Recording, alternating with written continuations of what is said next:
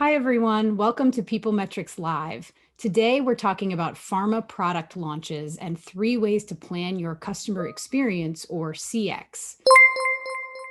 So, Sean, why does customer experience matter when launching a new pharma product? I think it has a lot to do with the success of the launch. I think that pharma is starting to kind of come around to the idea that when they launch, they're not launching a product anymore. They're launching experiences. They're launching something that, ultimately a patient will experience, both kind of onboarding onto that new medication as well as adhering over time and hopefully realizing medical outcomes.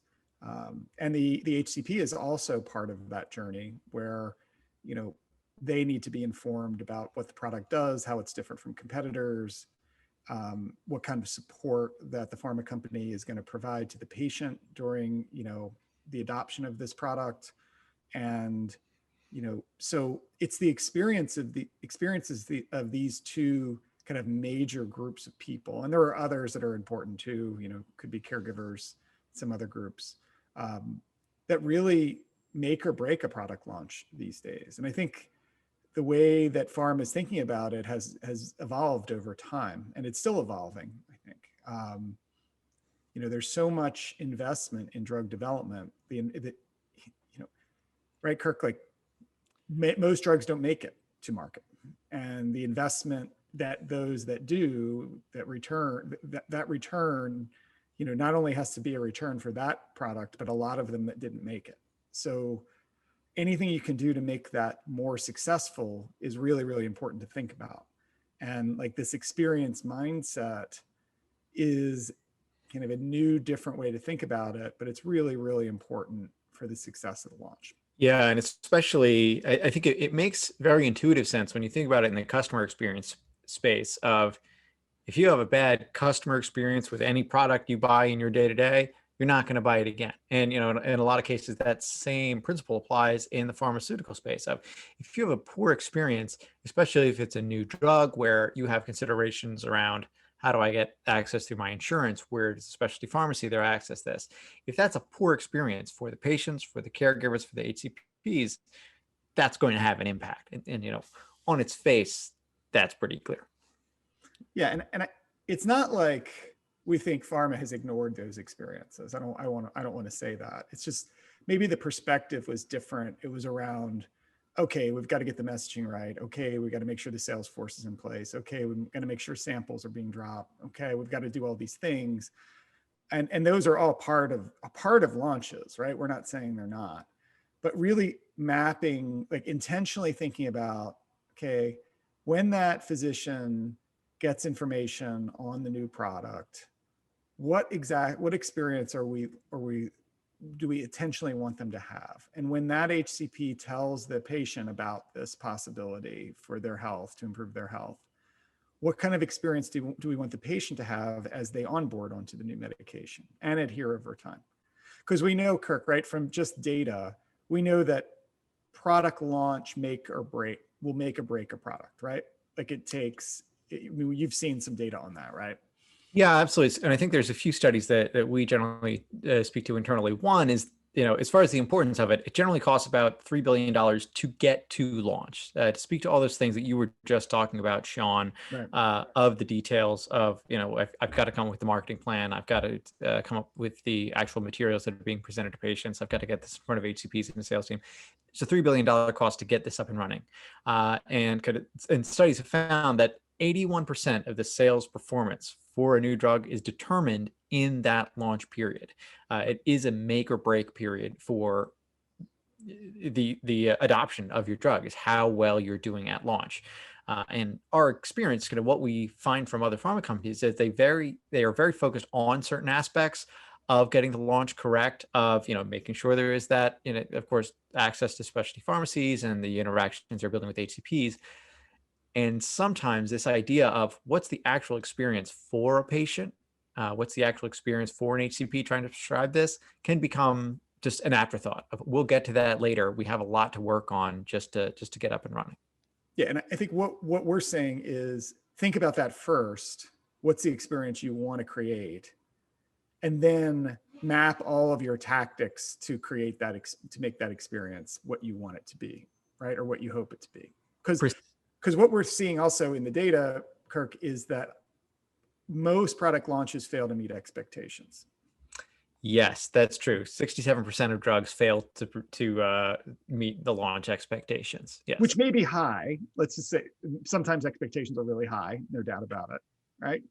But still, it's all kind of, we know product launch is huge. We know that for a product launch to be successful, patients need to be prescribed the medication and easily onboard onto it, right? Without those things happening, the product launch does not work, right? So what we're saying today is those who are involved in product launch, start thinking about, what kind of experience you want the HCP and patient to have as they're introduced to something new, right? Which is, anything new is always different, right? So it needs to be thought about, how are they going to receive it? What materials are you going to provide to educate a physician about the new product? What support services are you going to offer the patient in order to create a seamless experience into onboarding and adhering over time, right? What else can you do to make those experiences as frictionless as possible, as easy as possible, right? And that's really what we're talking about in this PeopleMetrics Live.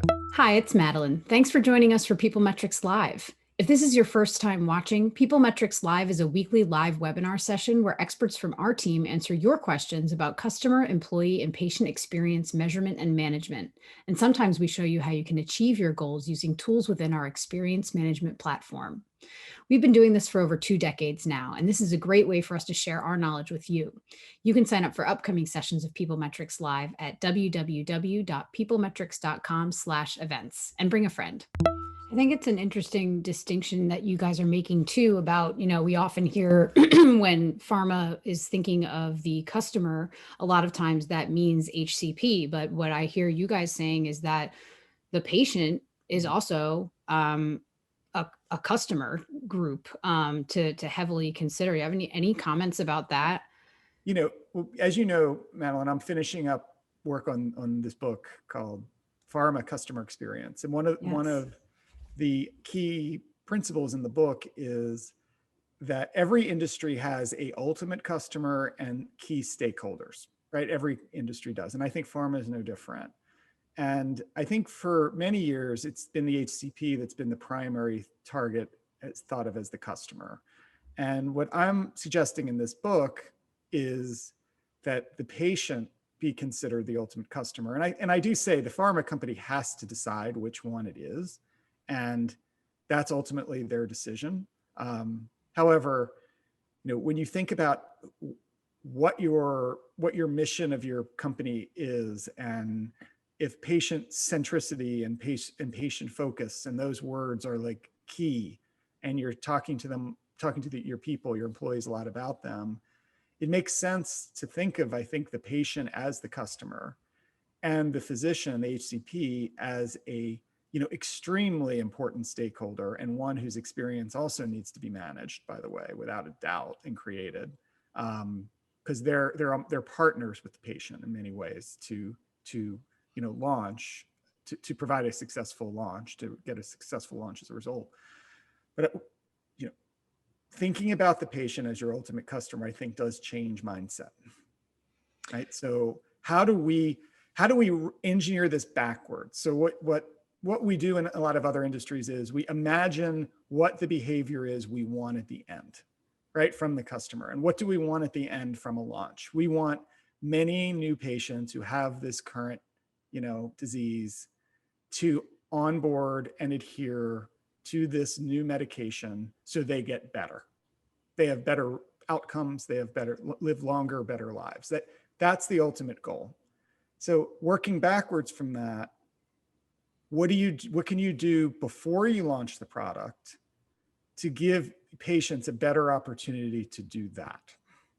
That was a great setup for what we're going to show, Sean. And thank you for making that distinction. I think that's a really helpful visual to think of that end result and build it back into all the way back into the product launch and the process that you're going through before you launch. Totally.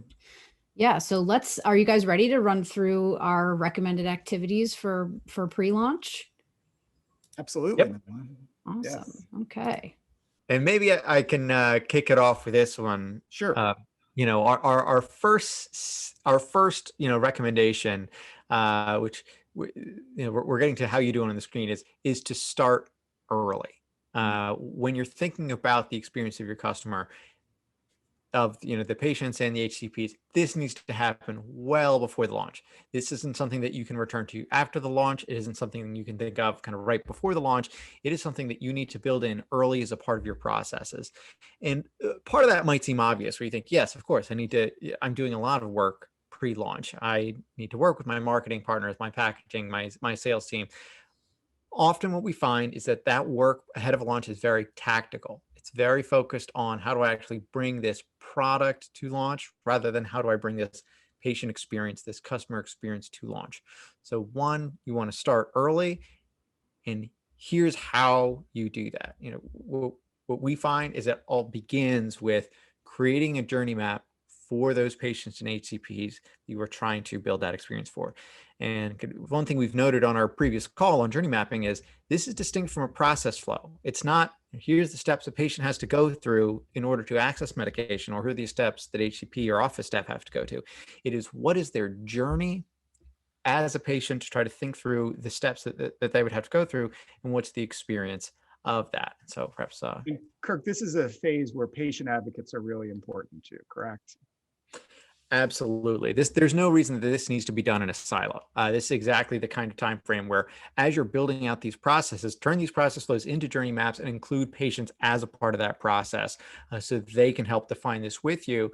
So it's not just, I know you need to get from diagnosis to his pharmacy. It's how can I think of a patient sitting at their home? How do they work through and navigate this process, and what's their journey? Right. Remember what this is, right? This is a journey map. Is what is the journey of your customer or customers as they go from point A to point Z with regard to launch. So for patients, it's from the time they are starting to talk to their HCP about potentially the product that can help them, to the information the HCP would give them in terms of maybe support services that you're offering, any other information that they have to help them. And then every step of the way, from them getting that information to actually obtaining the medication and administering it, if it's something more complex, the first time, which is onboarding, and then the second, third, fourth, however many times it is. If it's chronic condition, it would be every time, to adhere over time, right? So even things that you may not think about you being responsible for, like Kirk said, how do they, if there's a specialty pharmacy, where is that? How do I get to that? What's the most convenient way to do that? That's also part of their journey. And I think one of the things I see with pharma companies sometimes is they'll eliminate steps they can't control, or they think they can't control, but they still have to map them because maybe they will want to participate in that step somehow, right? Especially if that's a bottleneck. If transportation is a bottleneck, which it often is with patients, especially if it's sort of a rare disease, right, Kirk? Mm-hmm. Then that seems to be a small cost to help them get to a place to administer the product, the medicine. That's a small piece of the puzzle compared to the total investment. So figuring that out, or helping them figure that out, would be really critical. So it's we've done PeopleMetrics Lives on journey mapping, and it's the same for HCPs. How are you interacting with HCPs for the first time? What kind of information are you giving them? What are some of the messages that are being delivered? And we know that Pharma does a lot of message testing. They do great work there, but it's sort of a holistic look at, okay, how do we want the physician to feel after they first get the information on your new product, and then after they start prescribing it to new patients?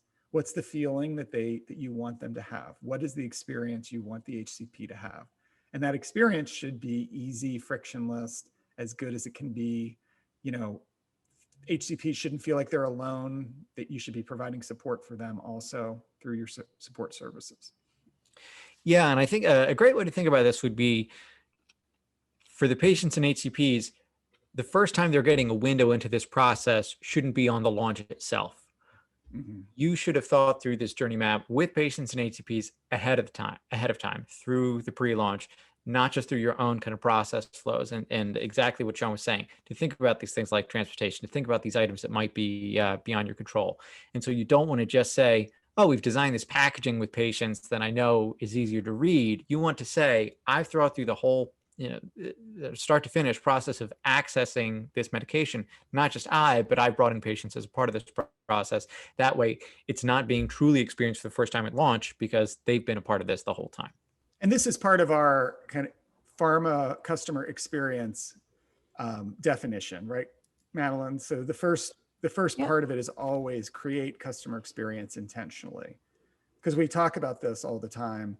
The HCPs and patients are going to have an experience with your product, whether or not you create it intentionally or not. So it's a lot better to think about what you'd like it to be rather than it just happen. Yes. And I think having that partnership and early conversations with both patients and or advocates at HCPs earlier on, it gives you that initial, collaborative data that, you need to help form those experiences with intention and map out those journeys using the information from those conversations. Yes. Did you know that you can watch past sessions of PeopleMetrics live right here on our YouTube channel? All you have to do is click the link above. Be sure to check them out for answers to dozens of questions, along with stories, tips, short tutorials, and best practices from our team of experts. Click the bottom right corner of this video to subscribe to our channel so you never miss an update. All right, number 2. Well, this is the bread and butter of PeopleMetrics, right, Kirk? Absolutely. And this is, so we covered on that first step, starting early, and that's really pre-launch. The second piece is, once you have launched, measure right away. And I think this gets to the second, I would say, kind of mistake that we often see around product launches is we'll start collecting feedback on patients later. There's always some idea of later around product launches because, of course, there's a lot you're working on. There's a lot you're trying to do to get that product launch right. However, since, as we mentioned at the start, you don't get a second bite at the apple. It is, 81% of the success of a product is determined at this launch phase. You need to make sure you get that right, and so you want to start by measuring that and collecting patient feedback right away. And HCP feedback.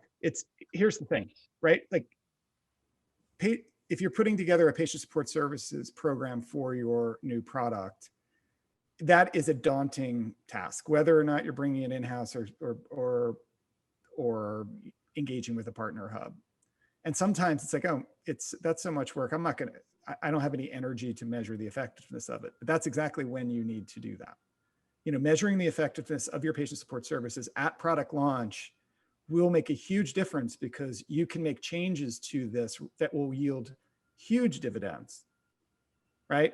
Maybe the HCP doesn't understand, maybe the HCP are not getting the information around your support services, or maybe what they're able to provide the patients is confusing, or the patient doesn't know kind of where to go, or if it's a case manager approach, how to easily contact their case manager, or maybe the case manager wasn't available during their initial call, and that frustrates them. There's all these different things that can happen that you can nip in the bud right away at product launch that, can fix in one quarter that will pay dividends from quarters to come. Yeah, and I think a great thing about, product launches as starting right away is that when you are collecting feedback from patients and HCPs, you do generally want to collect feedback across their whole journey of when you first onboarded, when you have a change in insurance, when you've been on treatment for 6 months. However, at that product launch phase, it is easy to just start measurement in one place, which is onboarding, because that's where everyone is at a product launch. Everyone's there at that onboarding phase. So generally, when it comes to measuring that CX continually, this step 2, you want to collect feedback on the onboarding experience for your patients, for your caregivers, and for those HCPs.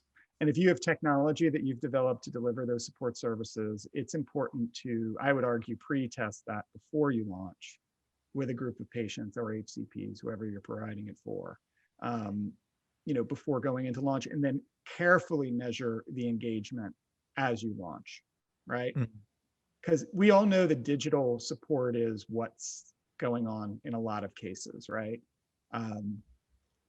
And if that's the case, if you have like a portal or app or even a website providing information to patients and HCPs, testing that rigorously before the launch, like we said, and then as it launches with real customers, with real patients, real HCPs, making sure that, you're just maniacal about looking through that user experience data on what they're able to see, the experience they're having, et cetera, I think is super important these days. Yeah, especially I think that's a great distinction in that point too that we have. You want to measure continuously, because it's one thing to, when you're planning ahead, say we've gotten patient and HCP feedback, we've defined the experiences as we expect them to be, but then once it's actually out there, it's a different experience. There are things that patients might not have anticipated, there are things that HCPs might not have anticipated. So you need to keep collecting that feedback once you've actually launched to make sure that you're meeting their needs. Yeah, I think the big point here is this shouldn't be something that happens a few months after launch. This should be part of the launch plan, the measurement component. And not just a market research study here or there. We're talking about a continuous stream of feedback from your customer, your patient, as well as HCPs on their experience with the product in the beginning at launch. And then it continues as it goes on over time, especially if you're offering support services to your patients. That should be something that gets measured, as long as you provide those services. Yeah, and I think two clarifying things I would say there, as far as in that measurement, that early on measurement, you don't want to overburden customers and kind of survey them all the time or collect feedback all the time. So you want to pick a great kind of early starting point, which is why we recommend onboarding as a stage for your patients, caregivers, and HCPs. It's generally they've gone through a slew of insurance approvals, finding their pharmacy, getting the treatment, and that's a good time for them to give us feedback. You've just completed this stage. Also, you mentioned kind of feedback on the product, and we're not talking about feedback on the actual efficacy of the medicine itself. We're talking about feedback on your experience getting access and with their product, not the actual medicine itself. Last thing that we have here, the last key to success in a good customer and patient HCP experience is to plan to change. That feedback that you get kind of in the creating the CX intentionally and the managing the CX continually, you're going to get feedback that is very positive, and you're also going to get feedback on what they want to change. And so you need to make sure you have teams ready to respond to act on that feedback. Yeah, and I was jumping the gun on this one throughout the measurement piece, but I naturally think, well, if you're going to measure, you're going to act, and you're going to want to continually look at the data to make changes. And those changes can yield disproportionate return at product launch. That's why we're kind of emphasizing it. So if you can make changes to your launch process, onboarding process earlier, you can then improve down the line. And we're talking about next quarter improvements, which, as we know, the first few quarters typically make or break a product launch. So any changes you can make to improve the experience early is really, really important for the eventual success of the product launch. Mm-hmm. Yeah, and I think it's great that you mentioned there, Sean, that we naturally think of, if you're going to measure it, you're going to act on it. And it reminds me of, Madeline and I were in a clubhouse room with other pharma companies, where someone mentioned that they collected feedback for a project, and it was a year or so later that someone mentioned, did anyone follow up with these patients? We acted on this feedback in a larger way, but no one actually follows up with patients. And so, thinking of all the feedback that pharma collects and what amount of that is actually followed up with the patient, it's not enough. And so you need to make sure as part of your process, you're expecting to collect direct feedback from patients and HCPs and plan to actually act on each individual that gives you that feedback. Right, because after launch, right, assuming a launch is successful, it means that there's been, enough uptick on the onboarding, right? Enough new patients have onboarded. Then the next puzzle is how do we make sure they're adhering over time? Mm-hmm. So this measurement continues to ensure the product launch, all the work that you did in the product launch provides the best ROI for both the pharma company and the patient, right? The ROI on the patient side is medical outcomes, better quality of life, saved lives, all those things. And, so the measurement doesn't end. And these measurements are never one-off if you're truly thinking about this as a customer experience program. Right? So the measurement continues, the actions continue, and you get better over time with these feedback loops. And that's how the very best companies in the world, customer experience companies in the world, have gotten where they are. It's these never-ending feedback loops to make things better. It's how Disney is what they are. It's how Netflix is what they are. It's how Amazon is what they are. It's just the way it is. And, that's how companies have done it. And it's not rocket science. It's easy in some ways to think of it that way. It's much harder to do. It's easy to think about, harder to do, but once you get it into place, it's hard not to do this. Yeah. Right? Like a lot of our clients who've started to do this and have done this in the beginning, it's like, wow, this is a different way to look at data. It's people who we've never given customer feedback to are now getting access to this. This is different. But once they start doing this and continuously measuring the most important experiences that customers have, and then continuously making changes to improve it, they can't imagine not doing this. Mm-hmm. It's like not counting your money. It's like, oh, okay, we're just going to get all this money in a bank account. We're not going to count how much we made. That seems insane, but really that's what people are doing with feedback. They're just, all this feedback is going into this bucket and sometimes nothing happens from it. Our founder and CEO, Sean, is writing a new book all about creating, measuring, and managing customer experiences in the pharmaceutical industry called Pharma CX Secrets. In this book, Sean presents 20 easy to implement but powerful strategies that you can use to turn your pharma company into a truly patient-centric organization in both commercial and clinical settings. Pharma CX Secrets will be available on Amazon soon. Go to peoplemetrics.com/pharmacx secrets to sign up to be notified. And look, here's my final point on this. This is all, we keep making analogies to other industries that do well in customer experience. And I write this in the book and I'm going to say it now. The big difference between pharma and every other industry, besides some regulatory hurdles you have to jump through, we get that, is the stakes are way higher.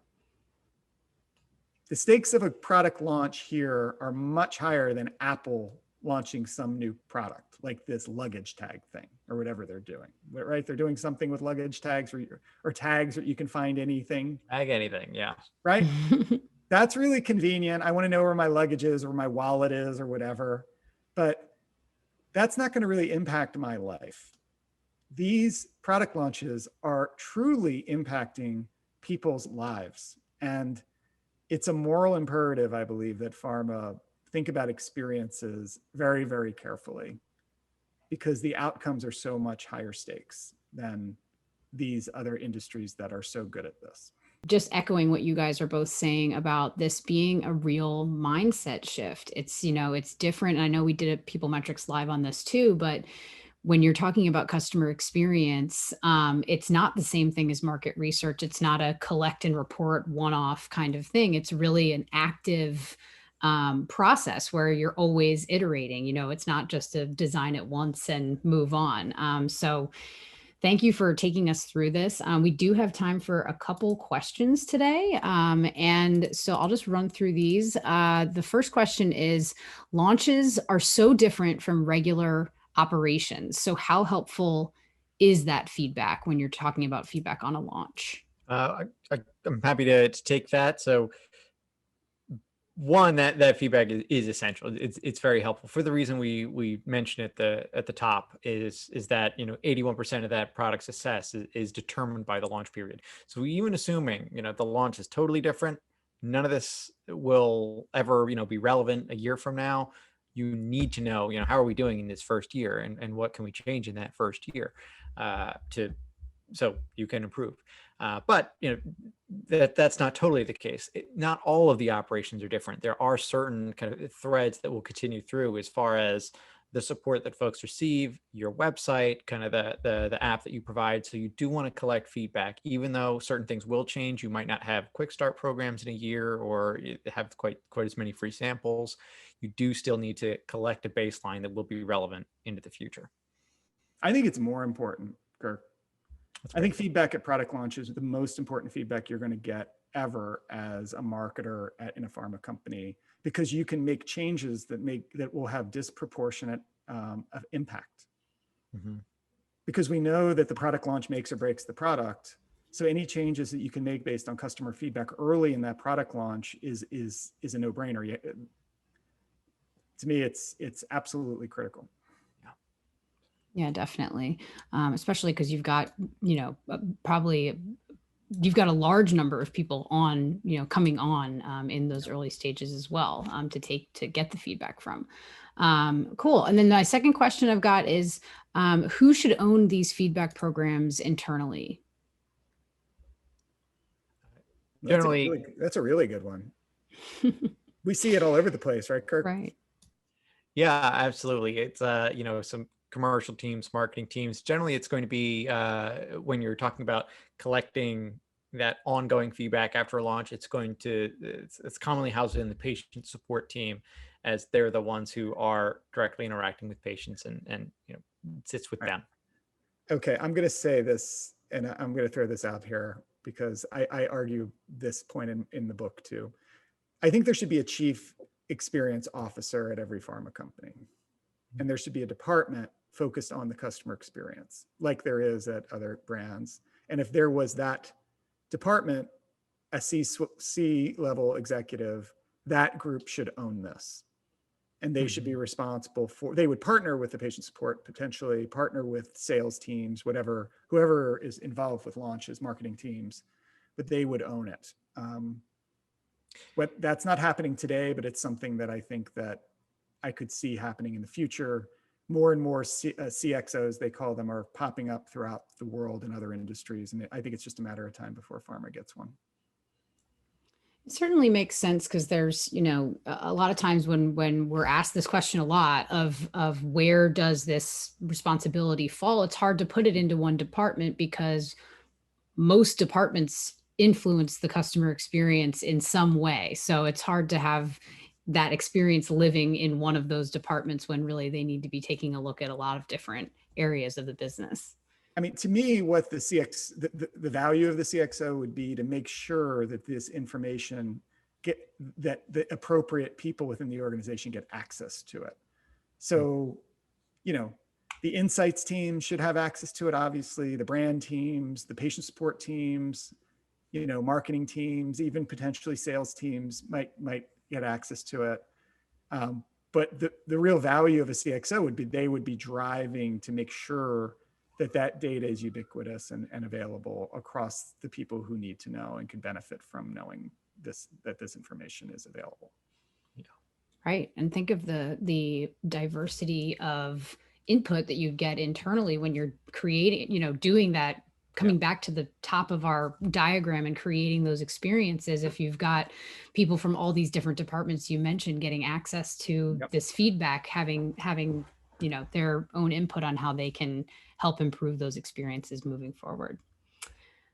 All right, guys. Well, thank you so much for this session today and for your time. This was a great overview of why CX is a crucial part of pharma product launches. I think we definitely made that point very clear. I hope this has been a valuable conversation for everyone we've got on the line, and I'll make sure when this goes up on our YouTube channel, we include a link to download that diagram we shared with those action items that you can take as you're planning for your own product launch. And on behalf of everyone here at PeopleMetrics, thank you for joining us for PeopleMetrics Live. If you liked this video, make sure to subscribe right here so you never miss an update. And have you checked out other sessions of PeopleMetrics Live yet? You can click right here to watch them all. I'll see you there.